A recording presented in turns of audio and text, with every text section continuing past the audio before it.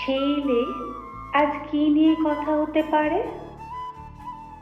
আত্রলিতার খোলা চিঠি, ডিউকের আত্মহত্যা, অথবা বিলি মরিসনের পিয়ানো? কি নিয়ে আজ তার সাথে কথা হতে পারে? হেনরিয়েটার ভাঙা আয়না, বন্দরে নোঙর করা যুদ্ধ জাহাজ, কিংবা কাঁসাইয়ের ঘাটে সেই দুরন্ত প্রেমিক প্রেমিকা? সে এলে সব যুদ্ধকে বুকে নিয়ে কাঁপি, সব রহস্যকে গুছিয়ে রাখি।